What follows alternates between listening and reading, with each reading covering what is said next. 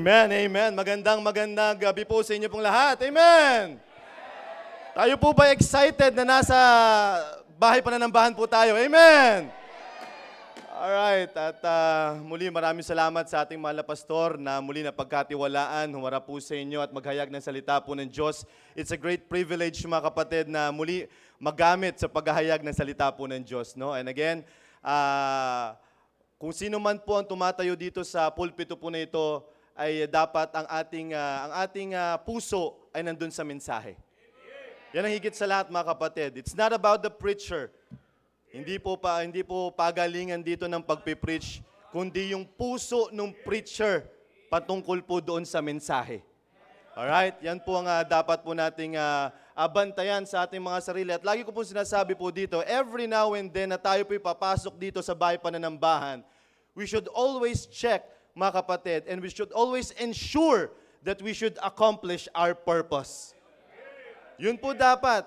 Kasi sabi ko nga po sa inyo, sayang eh. Sayang yung ganda ng postura, sayang yung ganda ng damit, yung toothpaste, yung kung nag-toothbrush. Oo. yung shampoo, kung nag-shampoo. Oo.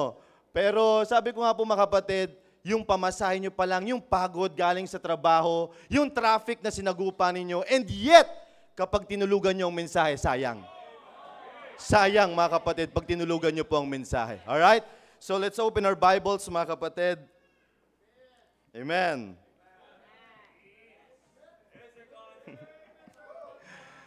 Amen. Woo. Grabe talaga pag nandito sa pulpito. Iba pag nasa impormasyong pangkalusugan, tapos pag iba mga kapatid pag nasa pulpito ka na eh. O, iba yung kaba, iba yung parang excited ka rin na di mo malaman. Oh. Oo, may mga ganyang klaseng mga crowd pa tayo, no? Woo! What a big crowd this evening. Amen! All right, let's open our Bibles in a very familiar passage in the book of Psalms. Meron Psalms po dyan. Pakilalain na lang po yung mga, pag walang Psalm, ay ano po yan? Baka ibang Bible. Book of Psalm 127. There is a very familiar verse there na pwede po natin mapag-usapan ngayong gabi pong ito. Hindi po tayo gaano magtatagal. Hindi po tayo gaano magtatagal. Mabilis lang po ako mag-preach lagi.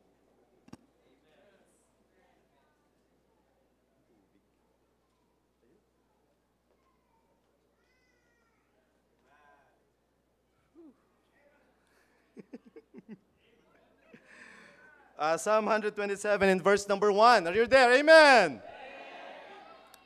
All right, the Bible says there, except the Lord build the house, they labor in what?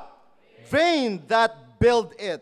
Except the Lord keep the city, the watchman waketh, but in vain. All right, tayo po muna isaglit naman na lang. Let's all pray. Dakila namin Diyos Ama, maraming salamat po muli sa oras po na ito. Salamat Panginoon sa pagkakataon po na ito muli. Ako po ay inyong magagamit sa paghahayag po ng inyong pong salita. Panginoon, alam niyo po ang aking kakayanan ngayon, O Diyos. Kaya Panginoon, hinihiling ko po ang inyong pong wisdom, Panginoon, na patuloy na mangibabaw sa akin at patuloy na kontrolin niyo po ang bawat sasabihin ko po, Panginoon, sa inyong pong mga tao, O Diyos. At nawa, Panginoon, maabot ko po ang pangailangan po nila espiritual. Hindi po sa aking angking galing, Panginoon, kundi patuloy po kayo ang siyang maitaas sa preaching po na ito, Panginoon. At hinihiling ko rin po, Panginoon, yung mga kasalukuyang bumabiyahe pa, O Diyos, ay patuloy niyo po silang pakaingatan, makarating po nawa sila ng safe and sound dito.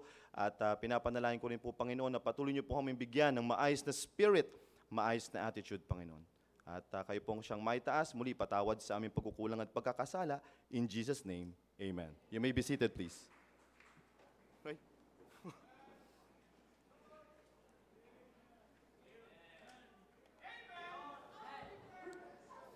Alright, so again mga kapatid, dito po every Wednesday po, ang tinatalakay po natin dito ay patungkol po sa subject na commit to build a godly home.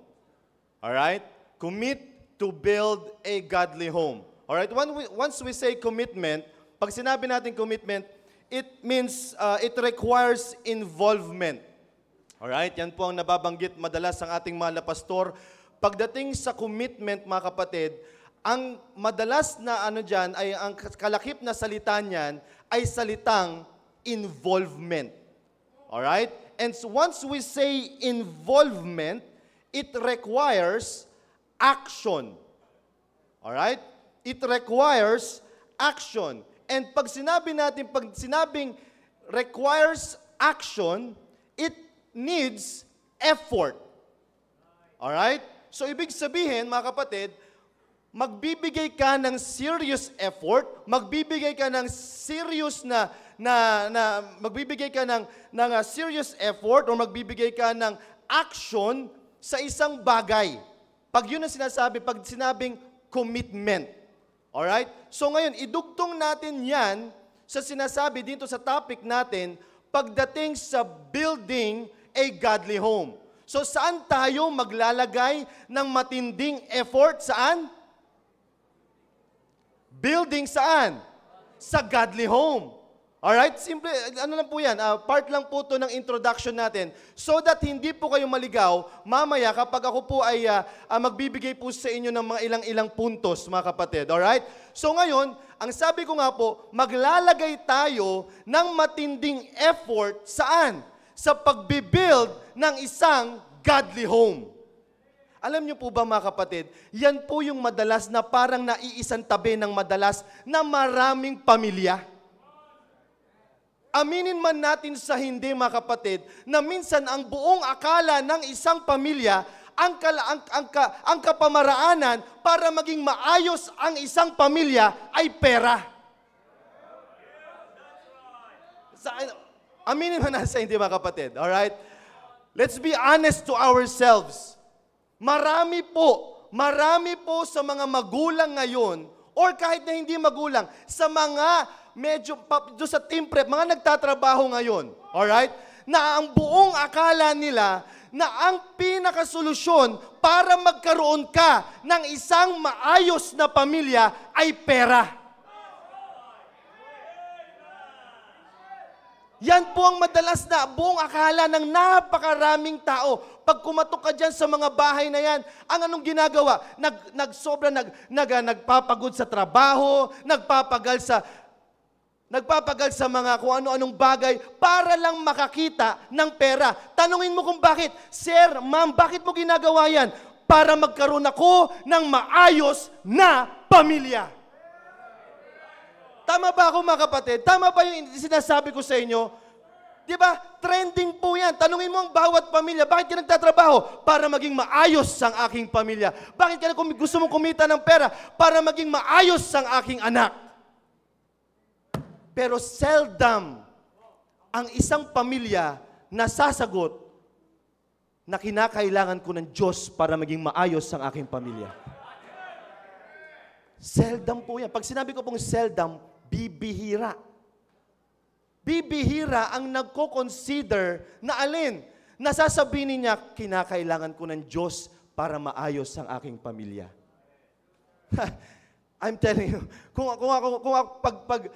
yun lang, sa mga nag-area po dito, saksi po kayo sa sinasabi ko. Pag kumatok po kayo ng bahay, ganyan po madalas nilang sinasabi. Yan po nga, yan po yung sinasabi ko po sa inyo, na nane-neglect ng napakaraming pamilya, na naiisang tabi, yung sinasabi ko po sa inyo, na magko-commit at magbibigay sila ng matinding effort, saan? Sa pagbibuild ng godly home. Saan sila nagkakaroon ng matinding effort? Nagkakaroon sila ng matinding effort, saan? Sa pagkakayod ng alin? Pera. Nandun yung effort nandun yung pagsusumikap, pero nawawala yung pagkaalam sa salita ng Diyos. Pero napakaliwanag dito sa sinabi ng Biblia, mga kapatid, except the Lord. Napakaliwanag po ng sinasabi po ng Biblia po dito. Wag mong sabihin sa akin, kapatid, na depende yan. No, pag sinabi ng Bible, walang depende sa Bible. If the Bible says, except the Lord. Except the Lord, build the house. Napakaliwanag ng sinasabi dito. Sana nakikita niyo po yung gravity nung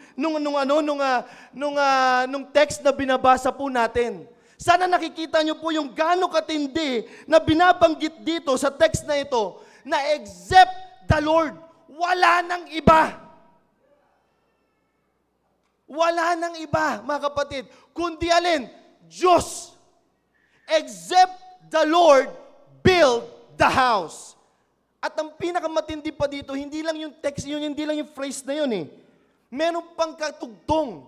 They labor in vain, they that build it. Yun yung pinakamatindi doon, na sana doon tayo mamulat. Doon sana natin makita na lahat ng pagpapagal mo, kapatid, lahat ng pagpapagod mo, saan? Sa matinding pagsusumikap mo na makalikom ng pera, kapatid. Yung labor na binabanggit dyan, kahit anong sipag mo, kapatid, pag tinanggal mo ang Diyos dyan, it will all be in vain. That's the Bible. It will all be in vain. Hindi ba napakalungkot, mga kapatid, na ang isang magulang nagtatrabaho, pagdating ng bahay, ang kanyang anak ay nasa kulungan? Hindi ba napakasakit sa isang magulang na ang kanyang mga magulang nagkukumahog nandun sa overseas, sa ibang bansa, nagkipaglalaban sa ibang bansa, and yet, pagdating, nasa kulungan lang pala ang kanyang anak? Hindi ba nakakalungkot yun, mga kapatid? Kaya nga sinasabi ng Biblia po dito, except the Lord. Hindi ko po sinasabi na wag na kayong magtrabaho.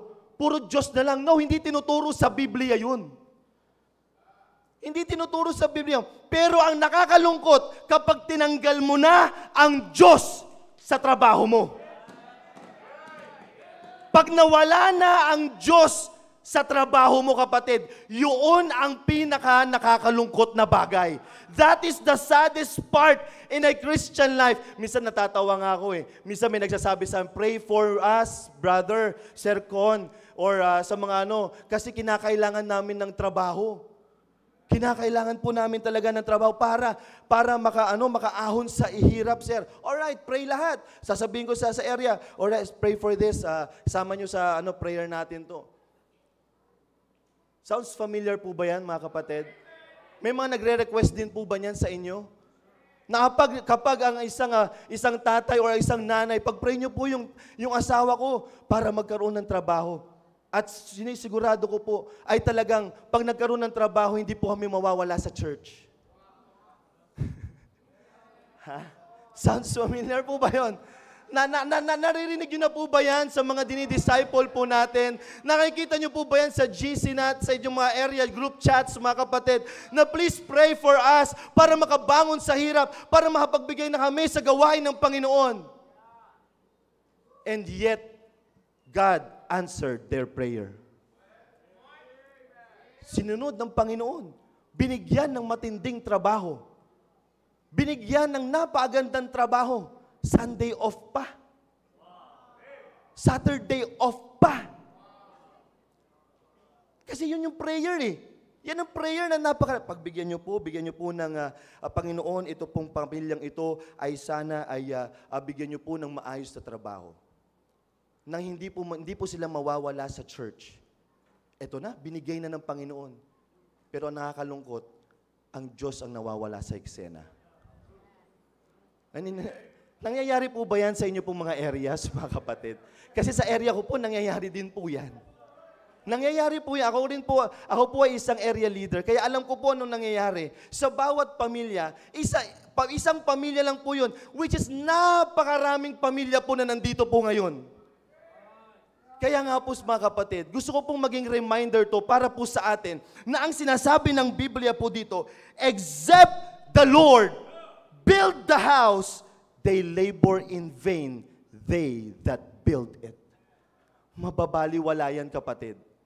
Mababaliwala yan kapag hindi natin sinama ang Diyos sa pagbibuild ng tahanan po natin. It will all be in vain. Sabi ko nga po sa inyo, nakakalungkot sa isang pamilya. Yung tatay nagtatrabaho, grabe, pagsusumikap niya. Halos, lalo na yung mga riders po. Sino po yung mga tatay dito na riders? Paitaas nga po kamay. Tatay na rider po ang trabaho po ninyo. Ayun, meron po dito. May mga rider po, nagdi-deliver, ganyan. Or yung mga laging umaalis ng bahay ng mga tatay. Mga construction worker, taas kamay. Ayan, construction worker, si ma'am? Hindi pala. Kala ko si ma'am. Alright? Yung asawa ni ma'am, oo. Nakita niyo po yun, mga kapatid. Di ba nakakalungkot po yan? Grabe, halos grabe na yung sacrifice. Young people, listen to me. Young people, listen to me. Grabe na yung sacrifice ng inyo pong mga magulang pagdating sa trabaho. Grabe na yung pagpapagal nila sa trabaho, mga kapatid. Kaya nga sabi ko po sa inyo, kapag tinanggal po ninyo ang Diyos dyan, it will all be in vain. Maliwanag po yung sinasabi po ng Biblia. Sabi nga din po dyan ng Biblia, the Bible says, except the Lord, keep the city, the watchman, waketh, but in vain pa rin. Nagtratrabaho, pero nangyayari? In vain pa rin. Bakit? Punot dulo, walang Diyos. Walang Diyos, kapatid. Kaya nga sabi ko po sa inyo, in order for us, church, in order for us to build, to commit a godly home, kinakailangan mong isama ang Diyos dyan. Kinakailangan. Sabi ko nga po sa inyo, ako nagsasalita po sa inyo ngayon, you know my testimony. You know my testimony, brethren. Alam niyo po ang aking kalagayan. Alam niyo po kung ano pong meron sa akin. Alam niyo po yung kalagayan ko. Ngayon, nagsasalita po ko sa inyo, ine-encourage ko kayo na alin? Na magkaroon ng godly home.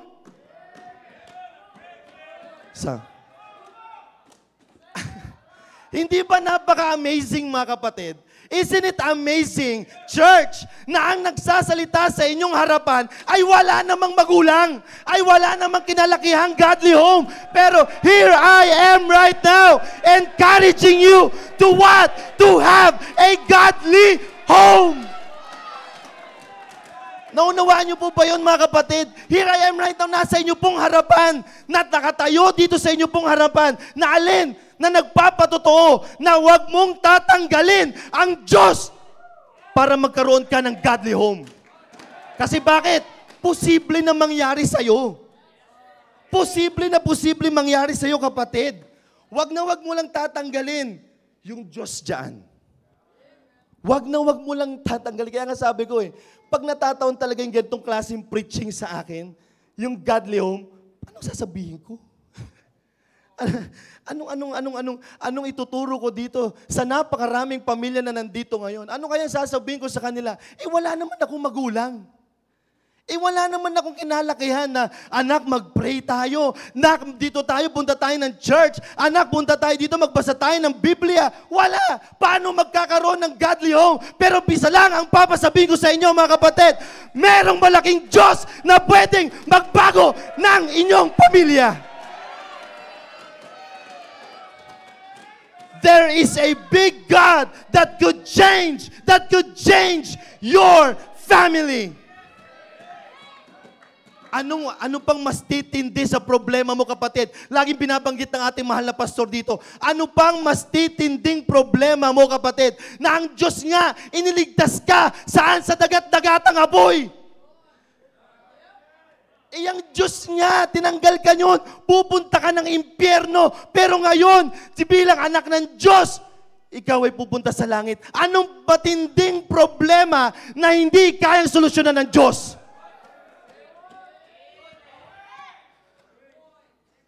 Kaya nga sabi ko po sa inyo, mga kapatid, just commit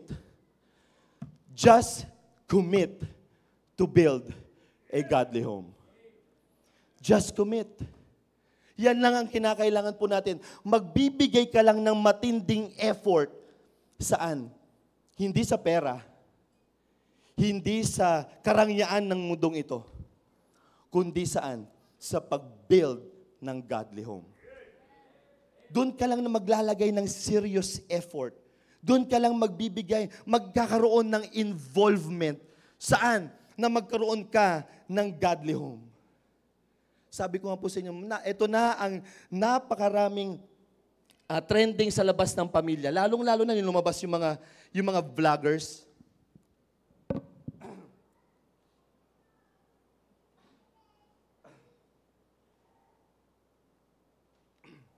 Lalo na yung mga nagtitrend ngayon na lumabas na yung mga vloggers ngayon na pinapakita nila na okay lang. Basta may pera. Kahit wala ng church, kahit wala ng Bible, may pera naman eh. Kaya ano namumulat ng mga ano nakikita ng mga young people ngayon? Anong tinatahak nila? Pwede naman pala na maging maayos ang pamilya kahit walang church. Pwede naman pala maging maayos yung pamilya. Tignan mo nga, saya-saya nila. Naglalambingan pa sila. Oh. Pumupunta pa sila sa mga iba't ibang lugar. Kahit walang church. Kahit walang Bible. Kahit walang salita ng Diyos. Kahit walang Diyos, pwede naman palang maging maayos. Young men, young ladies, tingnan ninyo ng mabuti kung paano kayo dinideceive ng sanlibutan ito. That is why, no wonder mga kapatid, bakit binibuild? Bakit nagkakaroon tayo ng balikatan? Bakit nagkakaroon tayo? Bakit ang ating mga pastor ay patuloy na alin? Na hinihikayat ang mga young people na ito na magbalikatan.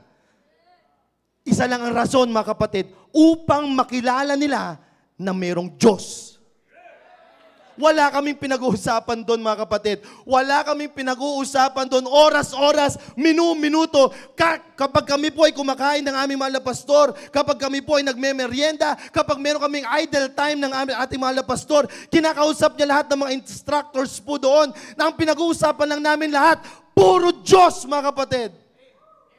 Kung paano namin i-introduce ang Diyos sa mga kabataang ito. Kasi nga yun na yung talamak ngayon, mga kapatid. Kaya confused ang mga bata ngayon sa kadahilanan na mulat sila na okay lang na walang Diyos. Aminin man natin sa hindi yun. Kaya nga minsan, mag-i-start ang kanilang buhay, mag-i-start ang kanilang araw, ni hindi man lang nananalangin. Mag-i-start ang kanilang exam na hindi man lang mananalangin. Kakain sila ng pagkain na hindi man lang nananalangin. Nangyayari po ba yan sa inyo pong mga anak? Nangyayari po ba yan sa inyo pong mga tahanan? Na pag nandyan yung pagkain, kain na lang agad. Ni wala man lang pasasalamat. Bakit? Kasi namulat na sila na okay lang na walang Diyos. Total, nandyan naman yung magulang ko, magpo-provide naman eh. Naunawaan po ninyo, mga kapatid? Kaya nga, nandun yung balikatan na pinapakita doon na alin? Na merong totoong Diyos. Na merong buhay na Diyos na pwedeng magbago ng buhay ng isang tao. Like what happened in my life, brethren. Sabi ko nga po sa inyo, buhay na patotoo sa inyo pong harapan, na kung hindi dahil sa salita ng Diyos, nang hindi dahil sa church, mga kapatid, walang Brother Conrad na magpipreach sa inyo patungkol sa godly home. Walang magpipreach sa inyo at sabi ko nga sa inyo, wala akong kaamor-amor sa salita ng Diyos. Hindi magbitbit nga ng Biblia eh. Takot na takot pa ako nung dati. Hiyang-hiya pa ako noon. Ayaw ko magbitbit ng Bible. Ayaw ko magsuot ng kurbata pa, ang init-init. Naabutan ko po itong church na ito. Wala pa pong mga aircon. Alay mo. Tapos sabihin ako ni Ma'am Leslie. Shout out kay Ma'am Leslie. Ate ko po yan. Shout out sa kanya na lagi ko pong inaaway. Araw-araw. Every Saturday. Akalain niyo po yun? Sasabihin niya sa akin, mag-long sleeve ka. Mag-long sleeve, ang init-init doon. Mag-necktie ka ha, ang init-init doon, te. Bakit mo pag-necktayin? Akala mo, every Sunday, yan na lang po ang diskusyonan namin. Pero salamat sa Panginoon, mga kapatid. Salamat na lang at merong salita ng Diyos. Salamat na lang at merong mahal na pastor. Salamat na lang at merong church na walang humpay, na nagbibigay ng salita ng Diyos. Na nag-i-introduce na meron palang Diyos na pwede magbago ng buhay ng isang tao. No wonder, mga kapatid, here I am right now preaching to you on how to build a godly home. Natatawa lang talaga ako, mga kapatid. I can't imagine, mga kapatid, na nagpipreach ako, yung walang magulang, yung walang kinalakihan ng church, pero nagpipreach ng alin? Building a godly home. Oh my goodness. Salamat sa Panginoon talaga. Salamat sa Panginoon that we are here. Alright? So I'll just give you some few points here. Paano tayo magko-commit? Saan tayo magko-commit para makabuild tayo ng godly home? Alright? I'll have some few points here. And then 2 points lang ito. Madami pa sana ito eh. Madami pa sana ito. Mga ano to eh. 10. Pero series na lang siguro ito. Series na lang po ito kung sakaling ako ulit yung makakapag-preach po sa inyo. Alright? Saan tayo magkakaroon? Where will we commit ourselves in order for us to build a godly home? Saan tayo magko-commit, mga kapatid? Number 1. Wait lang po. Overheat na eh.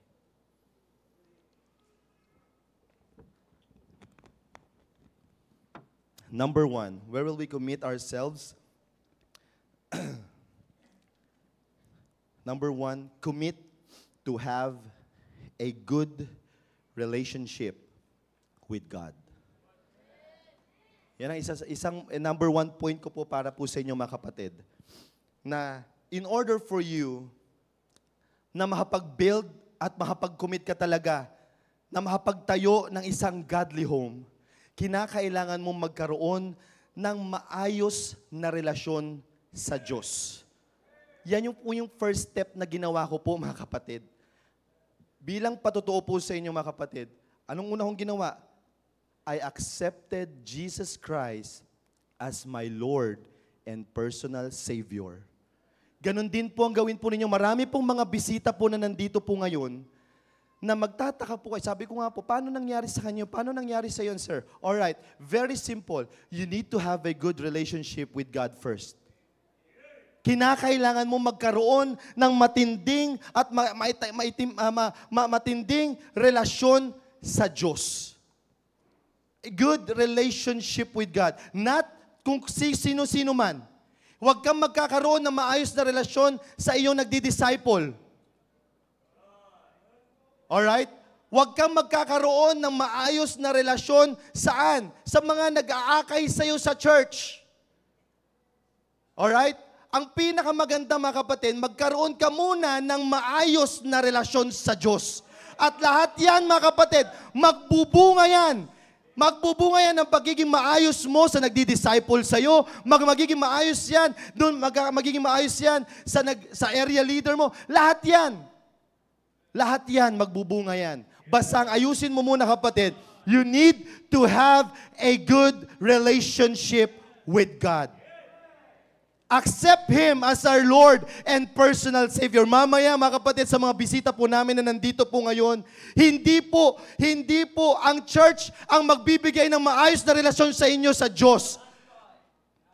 Ang pinakamag-aayos ng relasyon sa inyo sa Diyos, mga kapatid, ay ang alin? Ang ating Panginoong Hesukristo. Accept Him as our Lord and personal Savior. Yan po ang dapat po nating gawin, mga kapatid. Mamaya may lalapit po sa inyo at sasabihin po at isi-share po sa inyo kung paano po kayo magkakaroon ng maayos na relasyon sa Diyos. Yan lang po ang una ko pong ginawa, mga kapatid. Ginawa ko po, nagkaroon po ko, inayos ko muna ang relasyon ko po sa Diyos. Accept Him. Sabi ko nga po sa inyo, mahirap po talaga na ang unang-unang mawawala po sa inyo yan. I'm telling you, kapag ginawa ninyo po na magkaroon kayo ng maayos na relasyon sa Diyos, ang unang-unang mawawala sa inyo dyan is yung mga tao or mga kaibigan mong unbeliever. Pero kapatid, ilang years mo silang kasama? Ilang years mo silang kaalin? Kainuman. Ilang years mo silang kaalin? Kasama lagi araw-araw. Pero ngayon, magde-decide ka na ngayon at magko-commit ka na, natatanggalin mo na sila. iiwasan mo na sila. Bakit? Kasi the more na ikaw ay nandyan pa rin sa ganyang klaseng crowd, paano ka magkakaroon ng maayos na relasyon sa Diyos? Paano ka magkakaroon ng matinding at magkaroon ng pagkaalam sa Diyos, mga kapatid? Kaya nga kung nandyan ka pa rin, ilayo mo ang iyong pong sarili. Again, dan tayong magkakaroon ng commitment. Saan nga ulit yon? Magkaroon tayo ng maayos na relasyon. Saan? Sa Diyos. Alright? And number two. Saan tayo magkakaroon ng commitment? Saan tayo magbibigay ng matinding effort, mga kapatid? Commit to know the Word of God. Ulitin ko po. Commit to know the Word of God. Let's turn our Bibles in the book of Hebrews chapter 4 in verse number 12. A very familiar verse na naman po sa atin. Lahat po na mababanggitin ko po sa inyo mga Bible verses ay napaka-familiar po sa inyo po, mga kapatid. Yan, alalayan niyo po yung mga iba para at least makita po nilang katotohanan sa Bible. Hebrews chapter 4 in verse number 12. Bakit tayo kinakailangan mag-commit dito? Bakit natin kinakailangan magbigay ng serious effort? Saan? Sa pagkaalam, saan? Sa salita ng Diyos, mga kapatid. Ang sabi ng Biblia in Hebrews chapter 4 in verse number 12, for the Word of God is what? Quick and what? Powerful and what? Sharper than any two-edged sword, piercing even to the dividing asunder of soul and what? Spirit, and of the joints and marrow, and a discerner of the thoughts and intents of the what? Hearts. Ganyan katindi ang salita ng Diyos, mga kapatid. Ganyan makapangyarihan ang salita ng Diyos, mga kapatid. It is alive, it is quick, it is powerful. That's why you need to put a serious effort in it. Wala nang ibang pwedeng makapag-introduce sa inyo ng Diyos dito sa ibabaw ng lupang ito. Wala nang ibang pwedeng makapaghayag kung sino yung Diyos po natin apart sa salita ng Diyos. Kaya nga kailangan mo maglagay ng effort, serious effort dito sa salita po ng Diyos. To know, kasi ito lang ang mag-i-introduce ng Diyos po sa atin eh. Ito lang, mga kapatid, hindi mo pwedeng alamin ang Diyos sa pamamagitan ng YouTube. Hindi mo pwedeng alamin ang Diyos kung sino yung Diyos sa pamamagitan lang ng tao. Ito po, mga kapatid, this book right here is the what? It is the complete revelation of God in our lives. Kaya nga mo po, mga kapatid, you need to commit to know the Word of God. Kaya nga sabi po doon ng Biblia sa ating text, mga kapatid, except the Lord build the house. Now, paano mo masasabi at magkakaroon ka at bibigyan mo ng pagpapahalaga yung Diyos kung walang salita ng Diyos? Paano mo sasabihin, mga kapatid, sasabihin mo sa iyong pamilya, o anak, ito kinakailangan natin mag-pray. O anak, kinakailangan natin magbasa ng Biblia. Pag tinanong ka ng anak mo, tay, bakit? Tay, bakit? Nay, bakit? Bakit kinakailangan natin mag-pray? Bakit kinakailangan natin magbasa ng salita ng Diyos? Bakit? Kinakailangan mo sabihin na doon lang natin makikilala ng lubusan ang Diyos, anak. Kaya nga pag tinanggal nyo po ito, mga kapatid, paano natin masasabi, paano tayo magkakaroon ng matinding pundasyon at masasabi natin, except the Lord. Paano mo masasabi yun as a father na, except the Lord, build the house? Hindi mo masasabi yan, not unless kinala mong lubusan ng Diyos na pinaglilingkuran mo. Kaya nga kinakailangan natin mag-commit saan? Sa salita ng Diyos. Kasi ito lang ang tanging kapamaraanan para makita mo ng lubusan kung sino yung Diyos na pinaglilingkuran mo. Nasa panahon ng kagipitan, merong Diyos, kapatid. Nasa panahon na hindi mo na alam ang gagawin mo, merong Diyos na makapangyarihan. Kaya marami nagsusuicide na mga kabataan. Kaya ang bilis na lang, mga kapatid, nakitilin ng buhay ng isang kabataan. Bakit? Akala nila wala ng Diyos. Walang Diyos eh. Kaya bakit na lang, ano na lang yung nababalitaan natin? Na yung isang nanay sinunog yung kanyang mga anak. Bakit nangyayari yun? Bakit nangyayari yun sa kalagitnaan ng mundong ibabaw na ito, mga kapatid? Bakit may pinipili? May isa nabasa na naman ako kanina. Pinili niya na alin? Napatayin na lang yung autistic niyang anak at kitilin ang kanyang buhay. At nag-iwan siya ng sulat, mga kapatid. Anong nilalaman ng sulat? Kulang nawawala na yung pagmamahal daw ng kanyang asawa. Na pagdating man lang ng kanyang asawa, hindi man lang siya makamusta, hindi man lang siya matanong, honey, kamusta ni anak natin? Wala man lang ganun. Kaya anong ginawa niya? Kinuha niya ang kanyang anak. Sinaksak niya ang kanyang anak. At sinaksak niya rin ang kanyang sarili. Yung nanay na naman po yun. Bakit nangyayari yun, mga kapatid? Sa kadahilanan, una, walang salita ng Diyos na naman. Akalain niyo po yun, isang pamilya ang nawawasak bunga ng walang salita ng Diyos. Isang tatay na halos mabaliw-baliw na kung anong gagawin niya, bunga ng walang salita ng Diyos. Akalain mo pa, pinatay. Hindi ko ma-imagine kung paano niya ginawa yun. Kita mo yung anak mo, pumipiglas-piglas pa, tapos sasaksakin mo.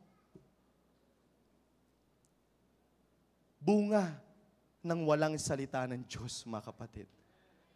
Akalain mo yun? Kung yung tatay na yun, naturuan, nakapunta dito sa church, at naturuan kung paano mahalin ang asawa, kung paano mahalin ang magulang, kung paano mahalin ang kanyang mga anak. Kapatid, sa tingin po ninyo, mangyayari po ba yun sa kanilang tahanan? No, sir! No, ma'am! Hindi mangyayari yun as long as we have the Word of God. Commit to know the Word of God. Commit to know. Parents, I'm begging you. Parents, mothers, fathers na nakakapakinig po sa akin ngayon, kung gusto ninyong umayos ang inyo pong mga anak, commit to know the Word of God. Wala pong imposible dyan. Kung anak po ninyo ay talagang walang-wala na, akala mo parang wala na, parang wala ng pag-asa, sinabi rin po yan ng ate ko sa akin. Wala ka ng pag-asa. Hindi ka na mababago. Ano ko ngayon sa inyo pong harapan? Sabi ko po sa inyo, mag-commit lang kayo sa salita ng Diyos. And everything will be possible as long as God is what?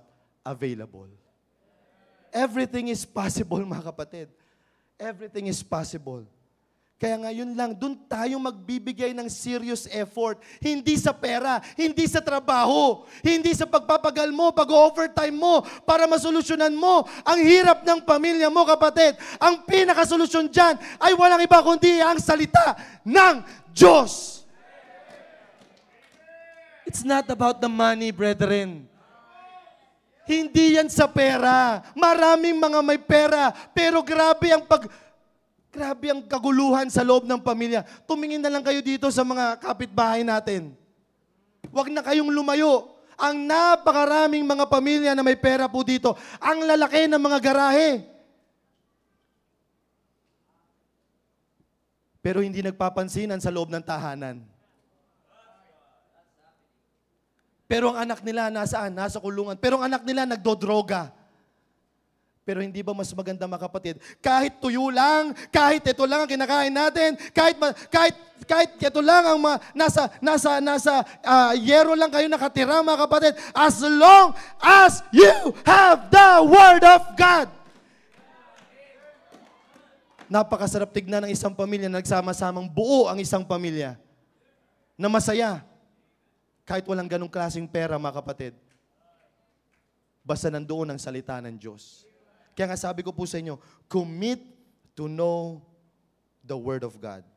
This will help us, mga kapatid, to have a good relationship with God.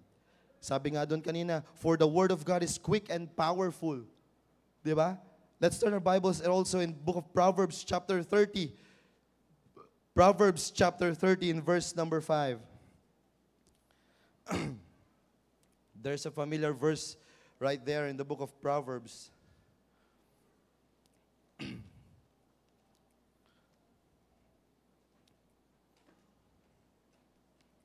Proverbs chapter 30 in verse number 5. Tama ba? 5. Wala. Proverbs chapter 13, verse number 5, the Bible says there, every what? Word of God is what? Pure. He is what? A shield unto them that what? Put their what? Trust in Him. 2 Timothy chapter 3 in verse number 16, a very familiar verse again in the book of 2 Timothy chapter 3 in verse number 16. Ang sabi po ng Biblia po dyan, are you there? Amen. 2 Timothy chapter 3 in verse number 16. All what? Scripture is given by what? Inspiration of God and is profitable for doctrine, for reproof, for correction, for instruction in righteousness. That's the word of God, brethren. Kaya wag mong tutuklapin ang sarili mo sa salita ng Diyos. Madalas nyo pong naririnig ito sa pulpito, mga kapatid. Sa panahon ng problema, huwag kang lalayo sa salita ng Diyos. Ulitin ko po, mga kapatid. Sa panahon ng matindi na ang problema mo, sa panahon na hindi mo na alam ang gagawin mo, sa panahon na parang wala ng pag-asa sa pamilya mo, nais kong ipahiwatig sa iyo, kapatid. Nais kong sabihin sa iyo na huwag kang tutuklap sa salita ng Diyos. Huwag kang aalis sa salita ng Diyos, mga kapatid.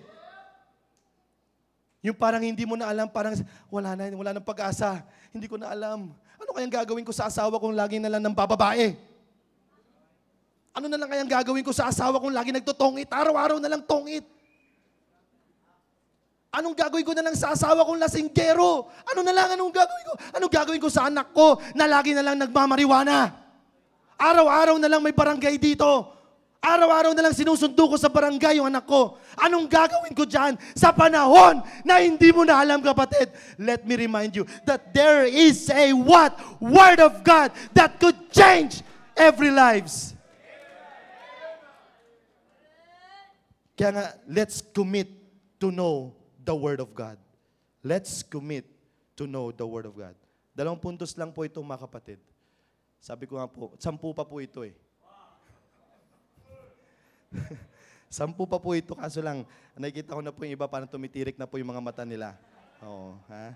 Nakikita ko na po, parang nakikita ko na yung siomay ni Ma'am Beng sa mga ano nila eh. Sa mata nila. Oo, nakikita ko na parang, siomay. Oo, nakikita ko na kaya, matatapos na, tatapos, yung mga tuwa-tawa. Oo, mamaya, pipila na po kayo, mga kapatid, ha? Pero may bayad po yun, hindi mo naging ko lang, may bayad po yun. Okay? So again, saan tayo magkakaroon ng commitment? Saan tayo magkakaroon ng serious effort? Saan tayo maglalagay, mga kapatid, ng matinding effort? Magkaroon ka muna ng maayos na relasyon sa Diyos. Pangalawa, mag-commit ka to know more of the Word of God. So that magkaroon ka pa ulit ng maayos na relasyon sa Diyos. So that masasabi mo, bilang isang tatay, except the Lord build the house, they labor in vain, they that build it. Hindi mo masasabi yung ganong klaseng kataga kapag hindi mo kilalang lubusan ang Diyos. Hindi mo masasabi na except the Lord. Hindi mo masasabi yon kapag wala kang maayos na relasyon sa Diyos. Hindi mo masabing except the Lord kapag hindi mo siya lubusang kilala. Kaya nga ang tanging magpapakilala lamang po niyan, this book right here. Yan lang din po ang ginawa ko po sa akin bilang buhay na patotoo po para po sa inyo. Sabi ko nga po, walang ka-idea sa pagpapamilya. Walang ka-idea kung paano ko po papalakihin yung 3 ko pong anak. Wala. Walang ka-idea. Ang gusto ko lang, mga kapatid, trabaho. Yun lang ang buong alam ko. Now, dumating na sa akin yung pagpapamilya. Paano mo na ngayon yan, Brother Conrad, babangunin? Paano mo na ngayon yan, i-raise up? Salamat na lang at merong salita ng Diyos. Salamat na lang that there is a church. Thank God that meron po tayong pastor na matinding maghayag ng salita po ng Diyos. I've done my part. Let's have a commitment to build a godly home. Tayo po'y magsiteng lahat.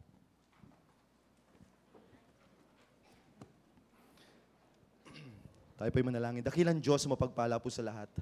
Salamat, Panginoon. I've done my part, O God. Please help each and every family, so God, to have a commitment na magkaroon po sila ng commitment na mag-build ng godly home. Wala pong imposible sa iyo, Panginoon, as long as magkaroon po kami ng maayos na relasyon po sa inyo, and as long as we have your word. Thank you. We praise you in Jesus' name. Amen.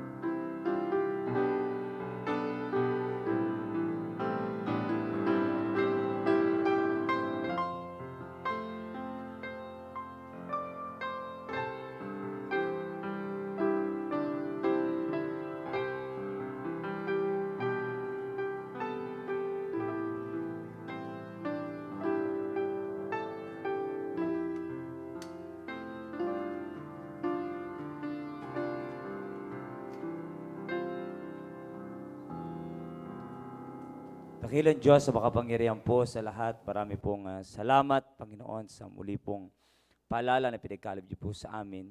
Thank you, oh God, for using Sir Conrad Ray Tungol. Salamat sa kanyang buhay. Salamat sa kanyang pong testimony. Maraming salamat po for another reminders, Panginoon, in building our family, oh God. Tunay nga po na kailangan po namin ayusin unang-una ang relasyon po namin sa inyo. At kailangan din po, Panginoon, na mabigyan po namin ng importansya ang inyo pong salita for us to build a godly family.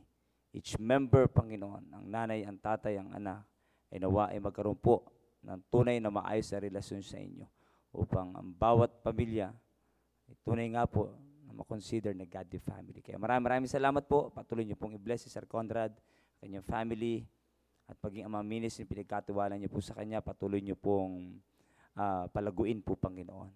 Maraming salamat sa ginawa niyo po sa gabing ito. Salamat sa inyo pong pag-abot sa pangangailangan po naming espiritual. Ito po ang aming dalangin sa pangalan po ni Jesus.